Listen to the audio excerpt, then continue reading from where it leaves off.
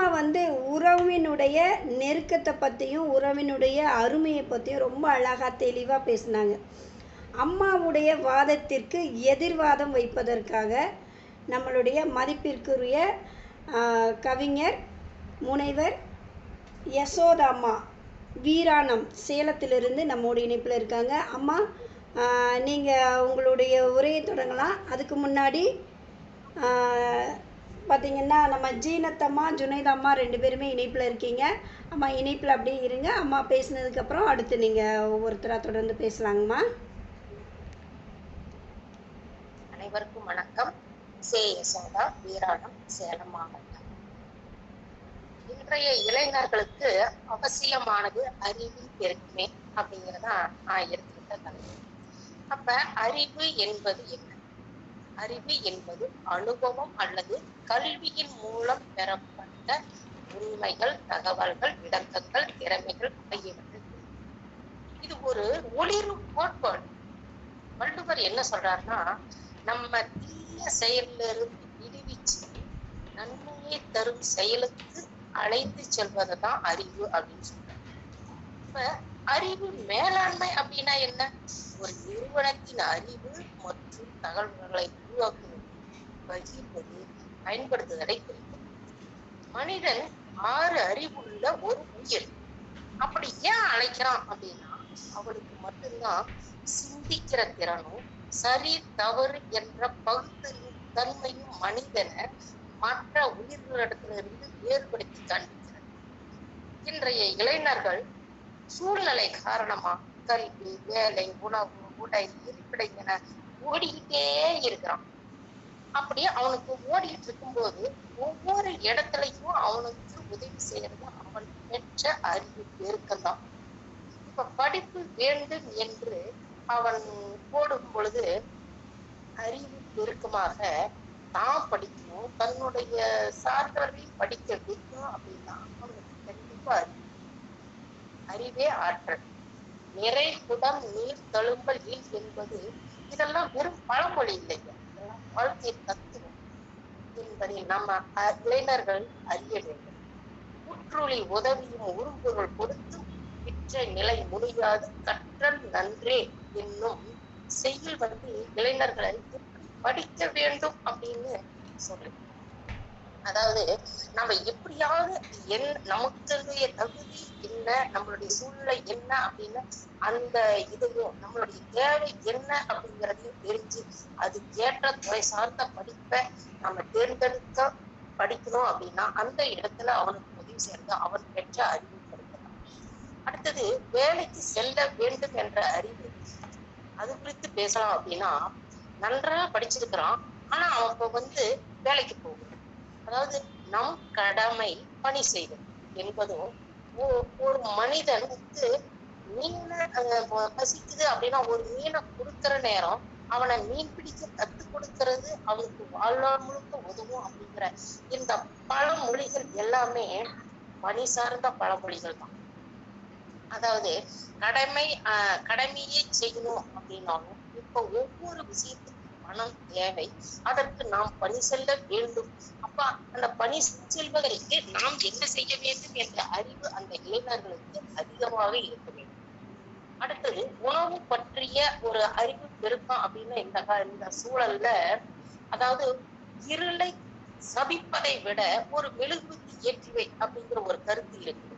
அதாவது அதுல கலப்படம், இதுல கலப்படம், அது தப்பு, இது தப்பு, அதுல பூச்சிக்கொல்லி மருந்து கலந்துட்டாங்க, இதெல்லாம் கலைந்து அது குறித்து ஒரு விழிப்புணர்வும், மருந்தே உணவு, உணவே மருந்து அப்படிங்கிற ஒரு உணவு பற்றிய ஒரு விழிப்புணர்வு அந்த அறிவு பெருக்க இருக்கும் இளைஞர்களுக்கு இருக்க வேண்டும்.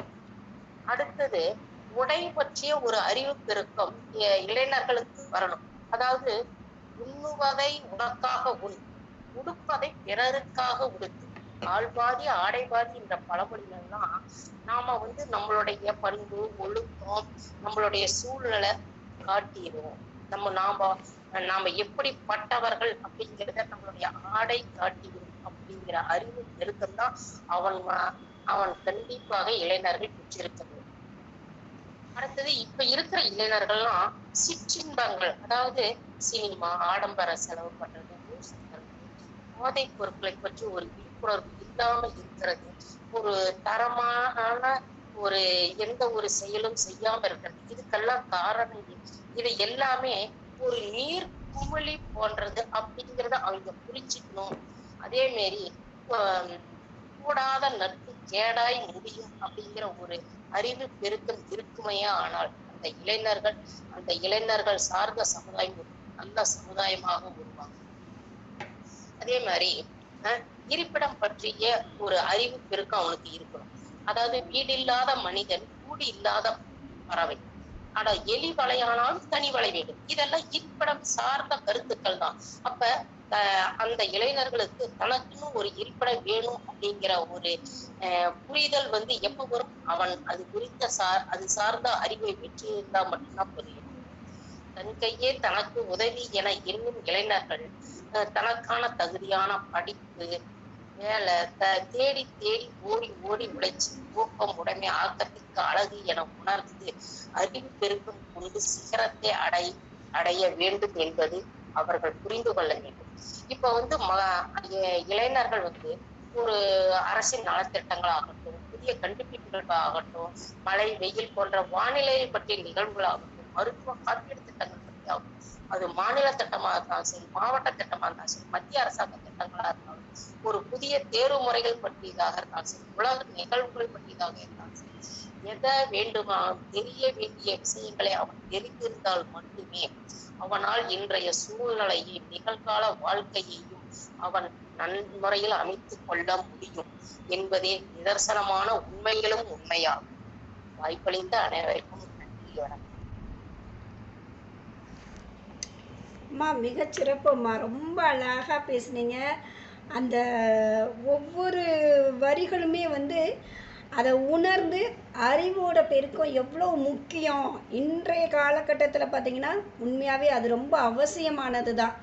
அதை ஒவ்வொருத்தருக்கும் புரிதல் இல்லை அப்படிங்கிறத ரொம்ப தெளிவாக உங்களுடைய கருத்தை நீங்கள் பதிய வச்சிங்க. நம்ம நடுவர் ஐயா என்ன சொல்கிறாருன்னு பார்க்கலாங்க. அம்மா ஐயா, நம்ம அம்மா ரொம்ப சிறப்பாக பேசினாங்க. நீங்கள் சொல்லுங்கள், எப்படி அவங்களுடைய உரை இருந்தது, அவங்களுடைய எடுத்துக்கிட்ட தலைப்புக்கு தகுந்த மாதிரி எப்படி பேசினாங்கன்னு சொல்லுங்க ஐயா. இல்ல ரொம்ப அருமையா இருந்தது. அது பொறுமையாவும் சொன்னாங்க. அது ரொம்ப பெருமையா இருக்குது. அதாவது அறிவின் பெருக்கம்ங்கிறது இந்த அனுபவம், கல்வி, சூழ்நிலை அதெல்லாம் சொல்லிட்டு அவங்க அருமையா அவங்களுடைய ஒரு கருத்து இன்டர்பிரட் உள்ள என்ன இருக்குன்னா, அட உறவுங்கிறது என்னையா, சொந்தம் ஒரு கைவிலங்கு நீ போட்டது, பந்தம் ஒரு கால் விரங்கு நான் போட்டது. இந்த உறவுகள் எல்லாம் சோதனை மேல் சோதனை தான் வந்துட்டு இருக்குது. அறிவு பெருக்க வந்ததுன்னா இந்த சூழலே இல்ல. ஏன்னா அறிவு இருந்தா ஒவ்வொரு இளைஞனும் தன்னை எப்படி பக்குவப்படுத்திக் கொள்வான், சீர்படுத்திக் கொள்வான், அவன் எப்படி செம்மை அடைவான் ரொம்ப அருமையா. அதுக்கு அந்த உதாரணமா அந்த உடை உடுக்கிறது இருக்கு இல்லைங்களா, அத கூட நீங்க அருமையா சொல்லிட்டீங்க. பிறருக்காக உடை உடுத்த பாருங்க. ஏன்னா அது உங்களுடைய மானம் சம்பந்தப்பட்டது, பிறர் பார்வை சம்பந்தப்பட்டது, இந்த சமுதாயத்தில் நன்னோக்கோடு இருக்க வேண்டியது, பிறரை பிற தூண்டுதலுக்கு ஆளாக்காமல் இருக்க வேண்டியது. இதெல்லாம் எதுல வருங்க? உறவுல வருமா? உறவுல எப்படி வரும்? உறவுல பெற்றோர் முன்னாடிதான் அவங்க ஆடையோட அப்படி இருக்காங்க. அது யாரும் கண்டிக்க முடியல, நாமளே கண்டிக்க முடியாது. தாத்தா வர்றாரு, மாமா வர்றாரு, எல்லாம் அப்படிதான் இருக்காங்க. ஆனா அது அறிவு பெருக்கம். இதெல்லாம் ஏன்னா பழங்காலத்துல இருந்தது. முதல்ல ஒரு 15-20 வருஷம் முன்னாடி கூட இதெல்லாம் இருந்ததுதான். ஆனா இப்ப நாகரிகத்துல அது மாறி போச்சு. அதற்கெல்லாம் காரணம் அறிவு பெருக்கம் குறைவு. அறிவு பெருக்கமா இருந்தா இப்படி எல்லாம் இருந்தா தான் நல்லது, இந்த உலகம் நல்லா இருக்குங்கிறத ரொம்ப அருமையா சொன்னீங்க. ஆனா இருந்தாலும் இந்த நிலையெல்லாம் மாறணும்னா அறிவு இன்னும் வளர்ச்சி அடையணும், அது பெருமையா இருக்கணும். உறவை மட்டும் நம்பிட்டு நம்ம ஒரே இடத்துல இருக்க முடியாது. அது மட்டும் இல்லாம இந்த இளைஞர்கள் எல்லாம் இந்த சமுதாயத்துல அறிவு பெருக்கத்தின் மூலம் என்னென்ன திட்டங்கள் வருது, அது இளைஞர் நல திட்டமா இருக்கட்டும், சமூக நல திட்டமா இருக்கட்டும், வானிலையா இருக்கட்டும், அல்லது தேர்வு முறைகளா இருக்கட்டும், கல்வி சம்பந்தமாக இருக்கட்டும், அவை எல்லாம் இன்றைய சூழலுக்கு ஏற்ப மாணவர்கள், இளைஞர்கள் கற்றுக்கொள்ள வேண்டும். அதற்கு உறுதுணையாக இருப்பது